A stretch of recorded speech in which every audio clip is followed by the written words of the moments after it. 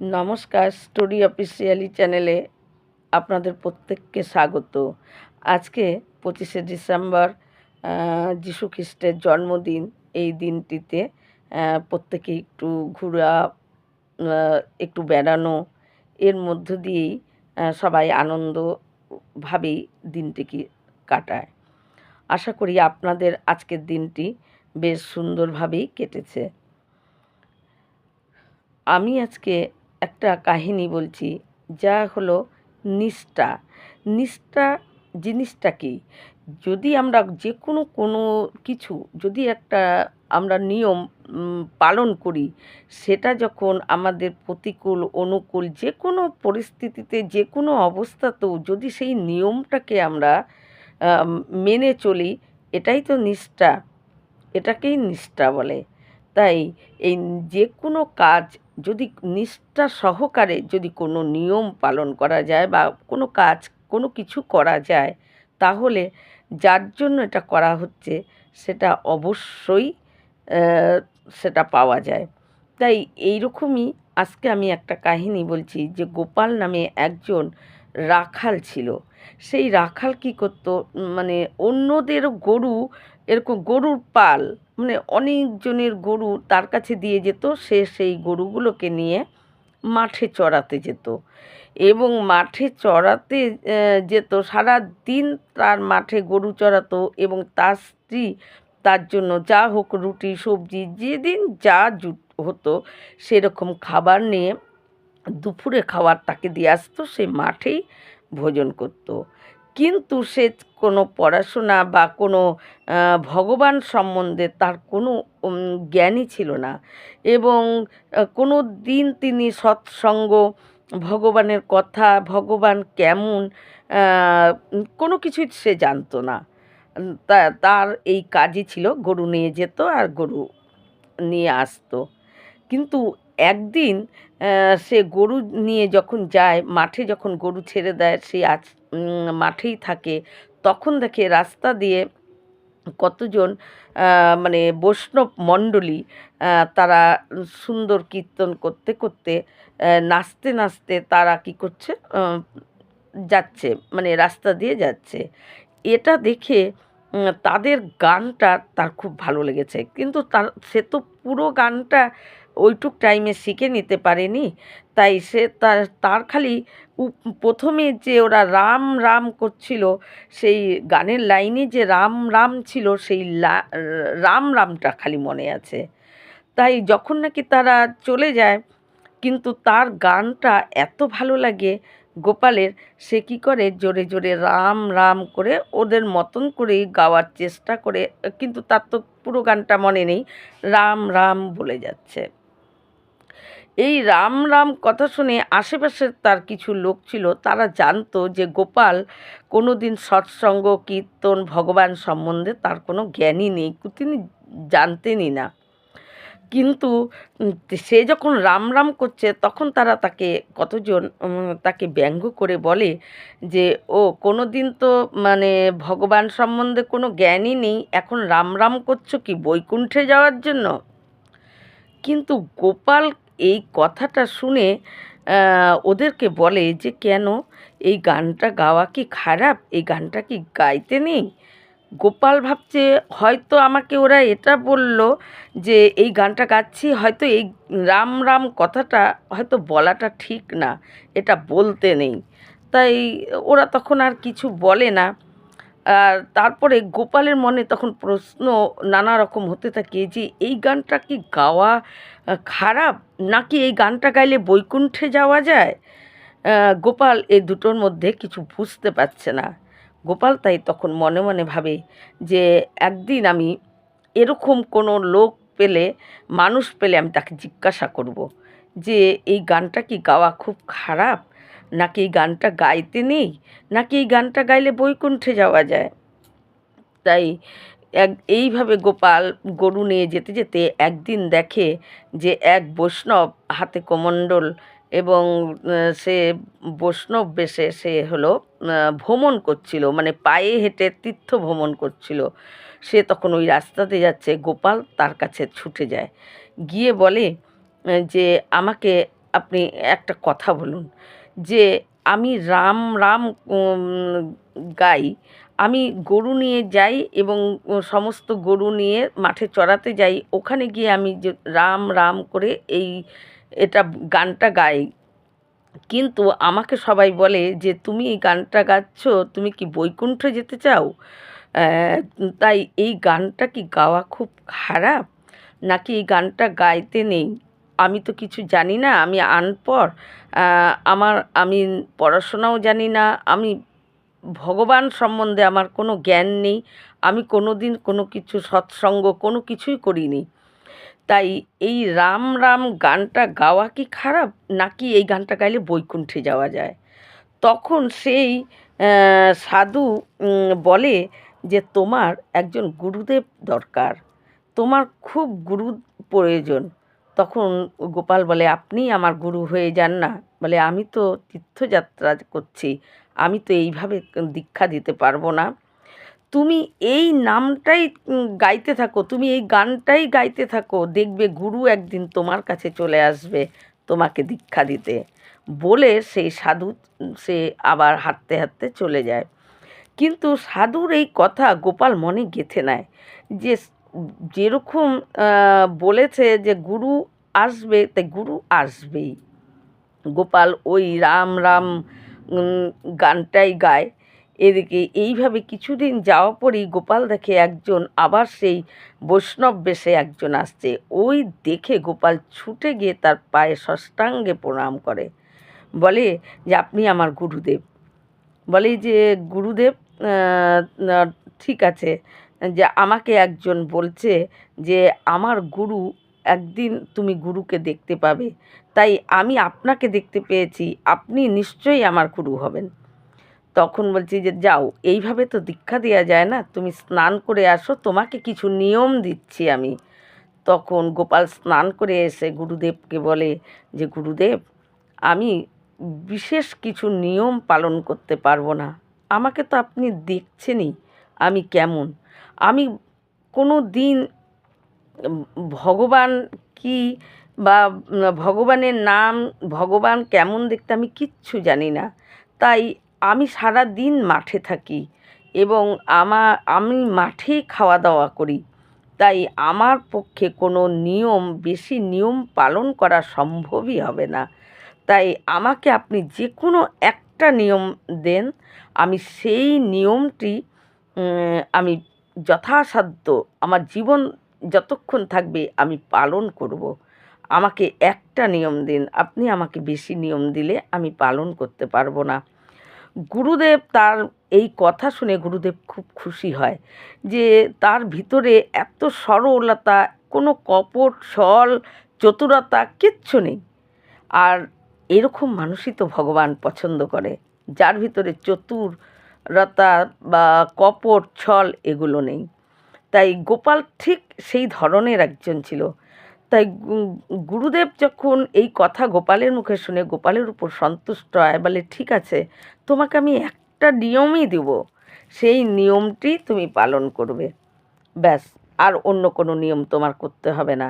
তখন বলে যে আমাকে ঠিক আছে, আমাকে একটা নিয়ম দেন। গুরুদেব তখন তাকে একটাই নিয়ম দেয় যে যখনই তুমি শুকনো রুটি খাও, বাসি সাজ খাও, দুধ খাও, যাই খাও, তুমি সেটাকে প্রভুকে দিয়ে খাবে। আর আমার ইষ্ট দেবতা হলো কৃষ্ণ, আর আজ থেকে তোমার ইষ্ট দেবতাও হলো কৃষ্ণ। বলে গোপাল তো কৃষ্ণকে কেমন দেখতে কিছু চেনে না, গুরুদেব তাকে কৃষ্ণর বর্ণনা গোপালকে দেয় যে কৃষ্ণ এরকম, পীতাম্বর পরা, বৈজয়ন্তীমালা, কানে কুণ্ডল, হাতে বাঁশি, মাথায় ময়ূর পালক, এগুলো এবং শ্যাম বর্ণ অপূর্ব তার রূপ।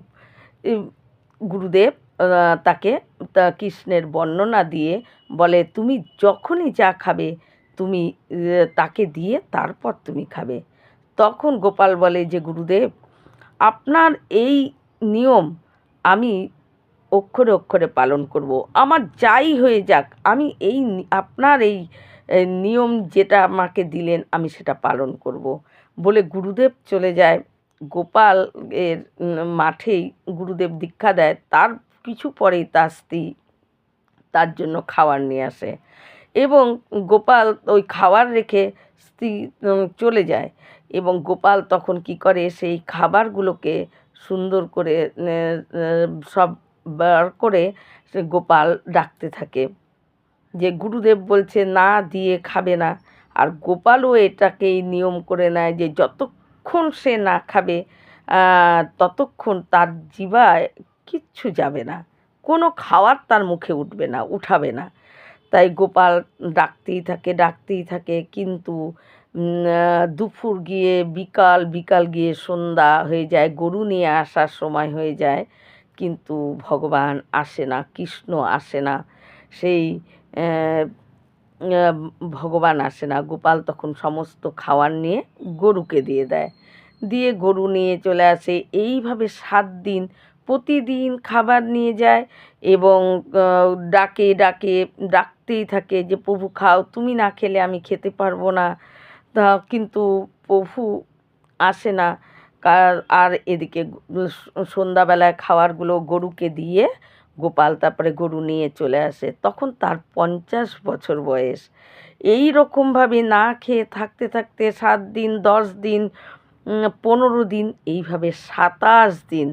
কিন্তু তার স্ত্রী তাকে বলে যে কী হয়েছে তোমার? তোমার কি কোনো অসুখ করেছে যে তোমার দিন দিন এরকম শরীর হয়ে যাচ্ছে? মানে গোপালের শরীর মানে একদম খারাপ হতে হতে একে 50 বছর, তাতে গরু নিয়ে দৌড়ঝাঁপ, তারপরে না খাওয়া। তাই গোপালের শরীর একদম মানে আর মাথা তোলার মতো, তার কথা বলার মতো শক্তিও নাই। কিন্তু তার স্ত্রী তাকে বলে সেদিনকে খাবার নিয়ে এসে বলে আজকে যতক্ষণ তুমি না খাবে আমি ততক্ষণ যাব না বলে, তার স্ত্রী যখন ওখানেই বসে থাকে তখন গোপাল মনে মনে ভাবে যে হয়তো আজকেই আমার শেষ দিন, হয়তো আজকেই আমার মৃত্যু হয়ে যাবে। তাই তার স্ত্রীকে বলে যে তুমি আজকের দিনটা চলে যাও, কালকের থেকে তুমি যা বলবে আমি সেটাই শুনবো। কারণ গোপাল ভাবছিল যে আজকে হয়তো তার আর প্রাণ থাকবে না, কারণ তার কথা বলার মতো শক্তিও তখন আর ছিল না 27 দিন না খেয়ে থাকাতে। কিন্তু তার স্ত্রী তখন চলে যায়। গোপাল সেদিনকে আর জোরে জোরে প্রভুকে ডাকতে পারে না।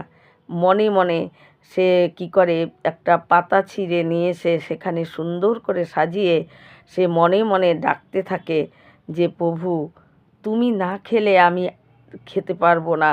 এটা আমার গুরুর একটাই নিয়ম দিয়েছে, আর আমি এই গুরুর এই নিয়ম আমি কিছুতেই ভাঙতে পারবো না প্রভু।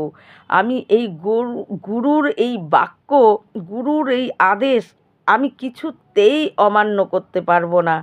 আমি গুরুকে কথা দিয়েছি, তাই তুমি যতক্ষণ না খাবে আমি খাবো না। আমার যদি এতে প্রাণ চলে যায় প্রভু, তাতেও আমার কোনো দুঃখ নেই। তখন দেখে যে গোপাল বলে একজনের আওয়াজ, কিন্তু গুরুদেব বলেছিল যে ভগবান যখন কথা বলে, ওই কৃষ্ণ সেই ললিত বিহারীর সে অপূর্ব শ্যামসুন্দর যখন তার মুখ দিয়ে কোনো কথা বেরোয় তখন মনে হয় যেন অমৃত যেন নিজের গ্রহণ করা হচ্ছে, যে অমৃতময় যেন বর্ষণ হচ্ছে, এরকম লাগে। কিন্তু যখন গোপাল কথাটা বলে তখন তার মনে হয় যে ঠিকই তো, গুরুদেব যেরকম বলেছিল যে এতটা মিষ্টি, এতটা সুন্দর করে তার কথা বলার ধরন, তাই এটা ঠিক সেই হবে। তখন ওই গোপাল যখন তাকায় তখন দেখে যে সেই গুরুদেব যেমন বর্ণনা করেছিল ঠিক তেমনই একজন, যে তার ওই নীল বর্ণ, মাথায় ময়ূর পালক, হাতে বাঁশি এবং পীতাম্বর পরা, গলায় বৈজয়ন্তীমালা, কানে কুণ্ডল ঝুলছে, ত্রিভঙ্গ ললিত অপূর্ব শ্যামসুন্দর, তার জ্যোতি এতটা গোপালের চোখ বন্ধ হয়ে যাচ্ছে। কিন্তু ভগবান যখন কাউকে দেখা দেয় তার আশেপাশে যদি কেউ থাকে সে কিন্তু দেখতে পায় না ভগবানকে।